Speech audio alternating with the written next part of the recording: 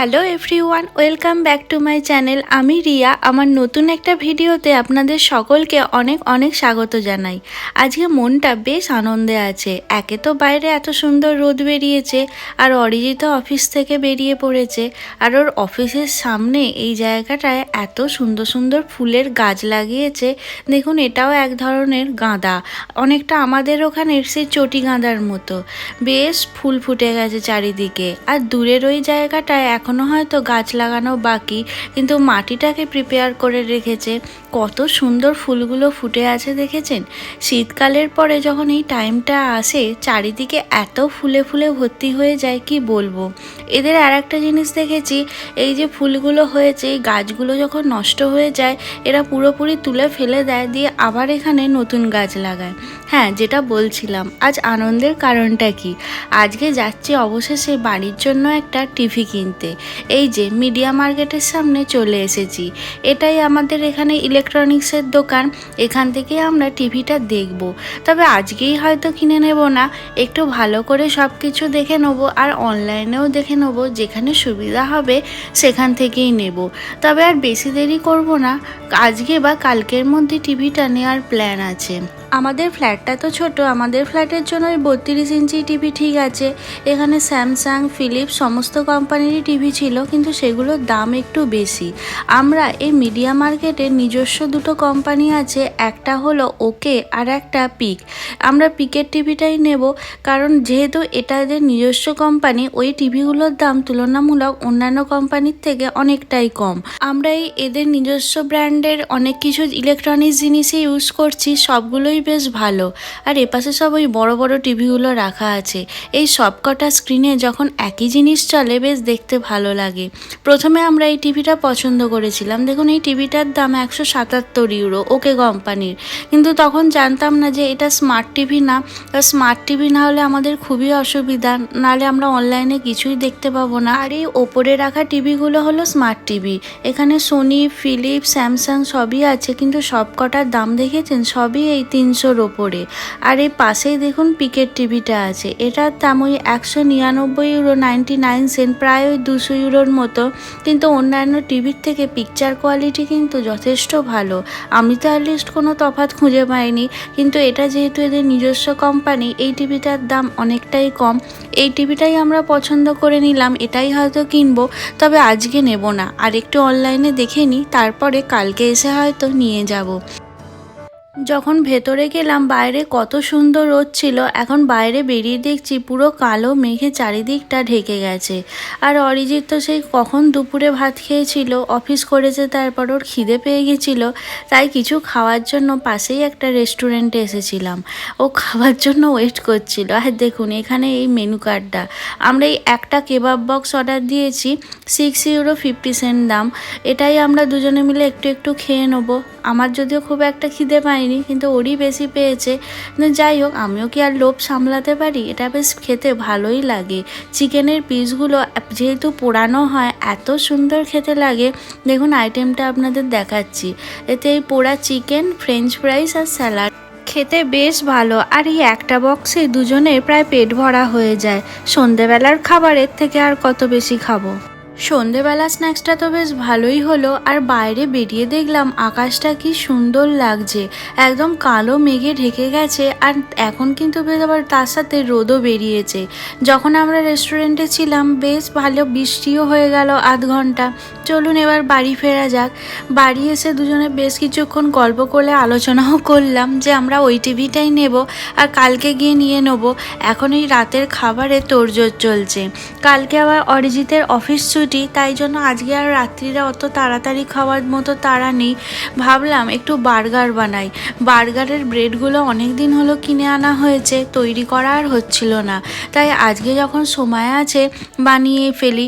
এই চিকেনের ব্রেস্ট পিসটা দুপুরবেলা বাইরে বার করে রেখেছিলাম, না হলে তো পুরো একদম বরফ জমে থাকে।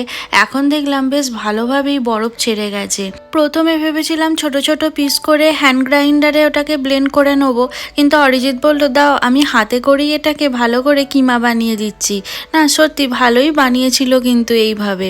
এই যে একটু তার সাথে আলু সেদ্ধও করে নিয়েছিলাম, সবগুলো এবার একসাথে মেখে নেবো। এখানে পেঁয়াজ, আদা বাটা, রসুন কুচি, ধনেপাতা, কাঁচা লঙ্কা কুচি আর লেবুর রস দিয়ে প্রথমে এটাকে ভালোভাবে মেখে নেবো হাত দিয়ে।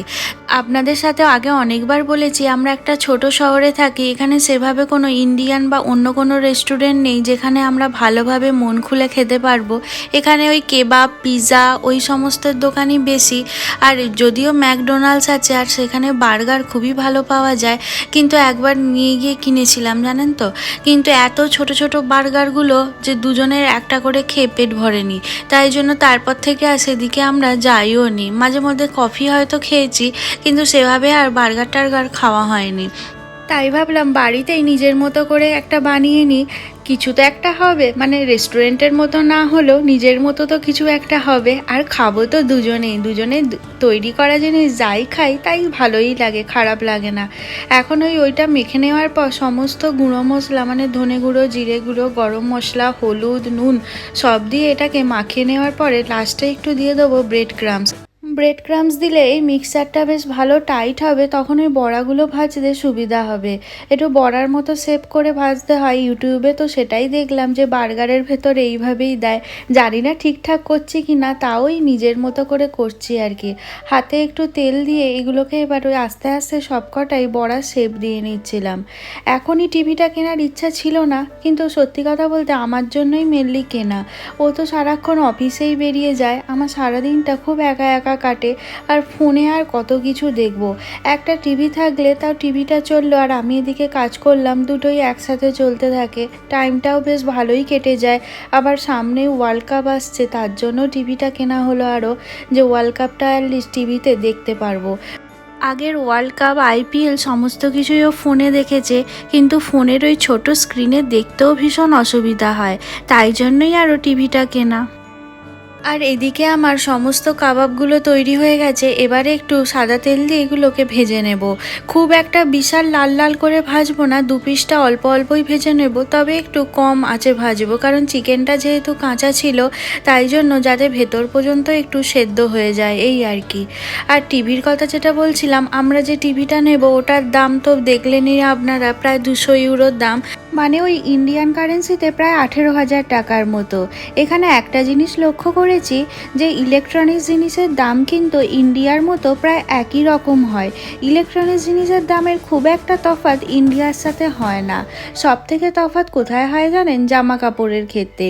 এখানে আমরা যে টাকায় জামা কাপড় কিনি, ইন্ডিয়াতে ওই টাকায় অনেক নামি দামি ব্র্যান্ডের জামা কাপড় হয়তো আমাদের হয়ে যাবে।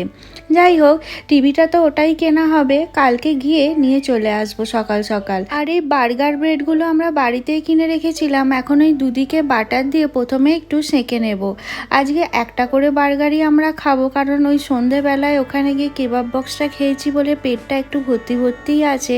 যদিও এখন প্রায় রাত 10টা বেজে গেছে, একটু একটু খিদে পাচ্ছে, কিন্তু অতটাও আবার খিদে নেই দুটো করে খাওয়ার, তাই দুজনের একটা করেই বানিয়ে নেব। আর অরিজিৎ এখানে সব সস টস দিয়ে এগুলোকে প্রিপেয়ার করছে। আমাদের কাছে জাস্ট এই পেঁয়াজ আর টমেটো দিয়ে আজকে আমরা খাবো, একটু লেটুস শাক থাকলে ভালো হতো, তাহলে বার্গারটা হয়তো আরও ভালোভাবে বানানো যেত। আর এই হলুদ রঙের সসটা হলো কারি সস, এটাই এখানকার সুপার মার্কেটেই পাওয়া যায়, কিনেছি, বেশ ভালো খেতে। আর তবে বার্গারে আমরা আর একটা জিনিস ইউজ করব না, যেটা হলো বার্গারের মেন ইনগ্রিডিয়েন্টস, যেমন চিজ।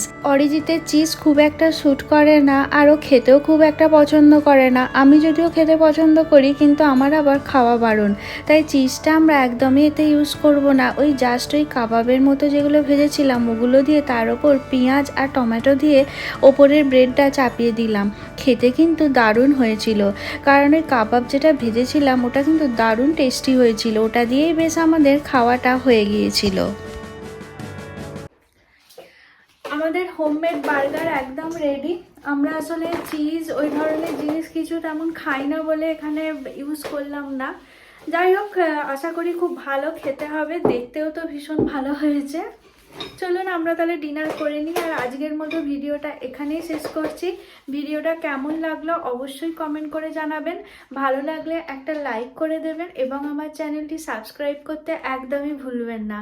খুব তাড়াতাড়ি ফিরে আসবো নতুন ভিডিও নিয়ে, ততক্ষণের জন্য টাটা।